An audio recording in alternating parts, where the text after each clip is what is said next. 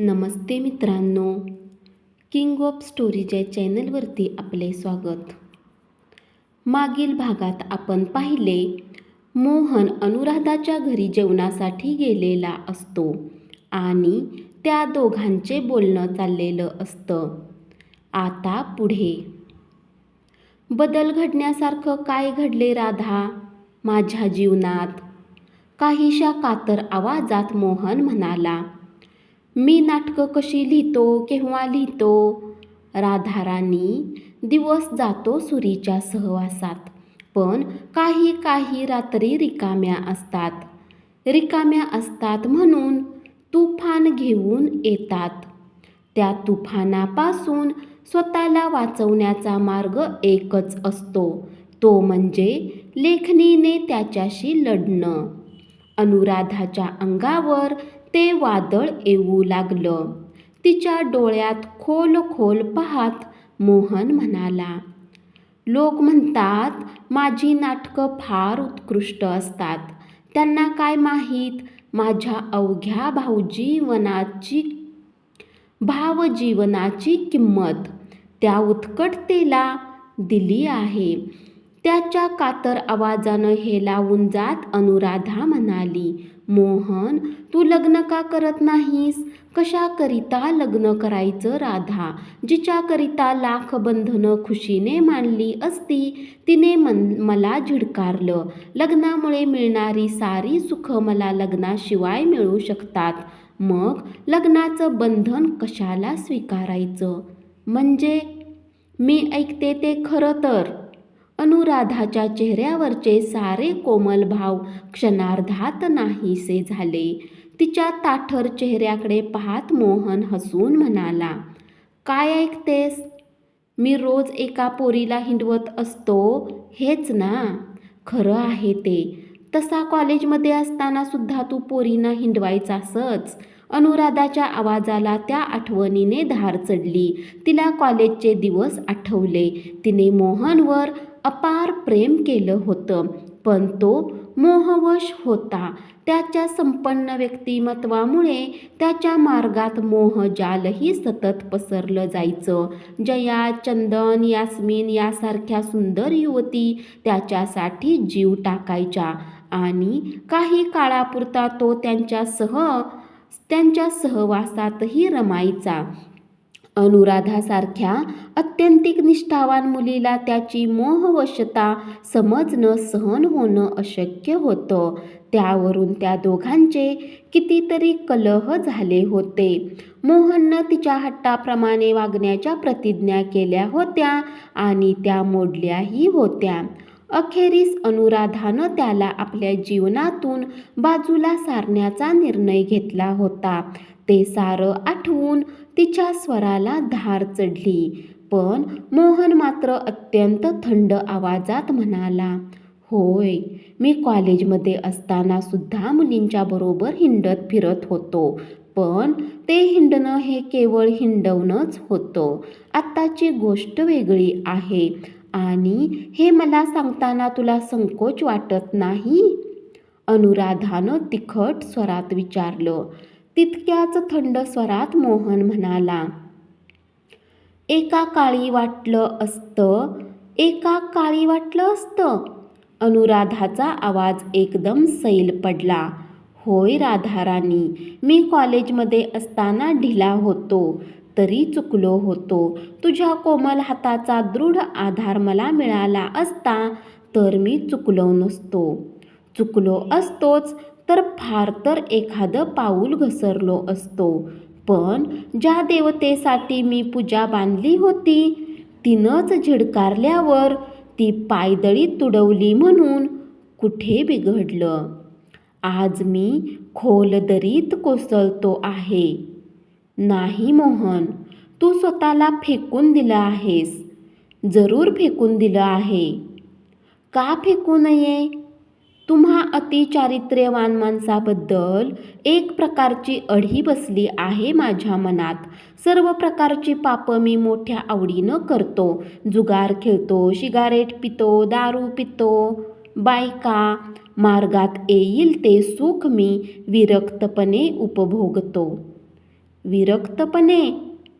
तर काय? मार्गात आलं म्हणूनच केवळ जे स्वीकारलं जातं ते काय आसक्तीपोटी? तुला काय वाटतं मी रोज ज्या मुलीबरोबर हिंडतो तिच्या सहवासात स्वतःला हरवू शकतो? मुली माझ्या मागे लागतात, माझ्या सहवासाची इच्छा करतात. काही जणी उत्कटपणे, काही जणी बेरकीपणानं. मी या साऱ्याकडे करमणूक म्हणून पाहतो. पण का? मोहन, मोहन तुला कळत नाही का की या गोष्टी कायमच सुख देऊ शकत नाहीत? अरे, ही सारी सुख वरची आहेत आणि चारित्र्य ही काय केवळ दुसऱ्यासाठी जपण्याची वस्तू आहे? शुद्ध चारित्र्यात जे सुख आहे, तर मग तू सुखी आहेस का? मोहननं सडेतोड प्रश्न टाकला. सांग अनु, माझ्याबद्दल तुझ्या मनात कधीही विचार येत नाहीत? आपण केलं ते बरोबर की चूक असा कधीही संभ्रम होत नाही? मी येणार म्हणून तू बावरली नाहीस? मला पाहून स्वतःला विसरली नाहीस? त्याच्या मनात प्रश्नांच्या धबधब्यानं अनुराधा मुग्ध झाली आणि नकळत तिच्या ओठातून शब्द बाहेर पडले. असं कसं म्हणू मी? असं कसं म्हणू? फार फार प्रेम होतं रे माझं तुझ्यावर, फार प्रेम होतं. पण तरीही तुझ्यातली मानिनी स्वतःला विसरू शकली नाही. नाही रे, नाही. मला भीती वाटत होती की तू एकनिष्ठ राहू शकणार नाहीस. माझ्या प्रियकरानं माझा विश्वासघात केलेला मला सहन झाला नसता. प्रियकरानं नव्हे, पतीने. माझ्याशी लग्न झाल्यावर माझं वाकडं पाऊल पडलेलं तुला सहन झालं नसतं.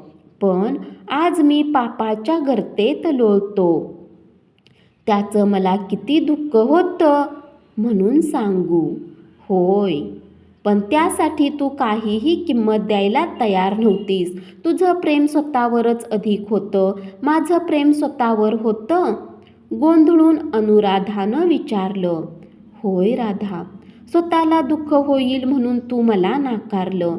प्रियकराविषयीच्या कल्पनांची तू एक चौकट तयार केली होतीस.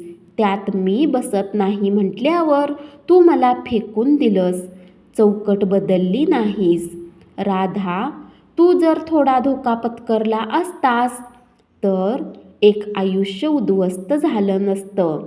अनुराधा आज काही विलक्षण ऐकत होती. मंदोदरीच्या भूमीत जन्म घेऊन सुद्धा तिच्या मनात क्षमाशीलता कधीच उपजली नव्हती. याची आज तिला प्रथमच जाणीव होत होती. खरंच तिचं प्रेम स्वार्थी नव्हतं का?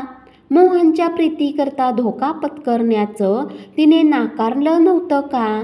त्याच्या लाख मोलाच्या गुणांना त्याच्या एका दोषाकरिता मातीत टाकलं नव्हतं का? या जाणीवा होऊ लागताच जे तिनं घालवलं होतं त्याचा तिला अधिकच मोह होऊ लागला. मोहनकडे पाहण्याचं टाळून तिने खिडकी उघडली आणि बाहेर काळ्याशार मेघानं ओथंबलेल्या आभाळाकडं पाहत ती म्हणाली, अशी हवा तुला फार आवडायची नाही का मोहन?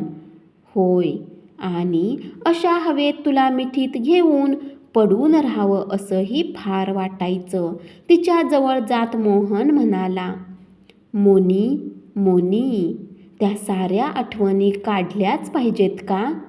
अनुराधाचा स्वर विलक्षण कातर झाला होता. घाबरलीस? तिच्या डोळ्याचा ठाव घेत मोहन म्हणाला, पण या आभाळाकडं पाहताना मी जी आठवण शब्दांकित केली ती तुझ्या मनात आल्याशिवाय राहिली असेल का? मोहन तिच्या अगदी जवळ उभा होता. त्या जवळीकतेमुळे तिच्या साऱ्या देहाला कंप सुटला. मोहन एकदम म्हणाला, अनुराधा, तुझ्या त्या आवडत्या ओळी आठवतात तुला? अनुराधाच्या ओठातून शब्द फुटला नाही. नको क्षुद्र शृंगार तो दुर्बलांचा, तुझी दूरता त्याहुनी सहावे. मोहन घोगऱ्या आवाजात म्हणत होता. एक विव्हळ उद्गार अनुराधाच्या ओठातून बाहेर पडला. पण मोहनचं तिकडं लक्ष नव्हतं.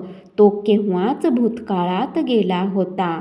या ओळी तू मला लिहिल्या होत्या आणि मी तुला लिहिलं होतं. राधा, राधिके, मला शेंदूर फासून माझा निर्जीव देव बनवू नकोस. मला सूर्यमंडळात नेऊन बसवू नकोस. राणी, माझ्या दोषासकट माझ्यावर प्रेम कर. राधाराणी, निरपेक्ष प्रीती तुला जमली असती तर? मोहनच्या प्रश्नात कसलाही कठोर भाव नव्हता. होती फक्त एक असीम व्याकुलता.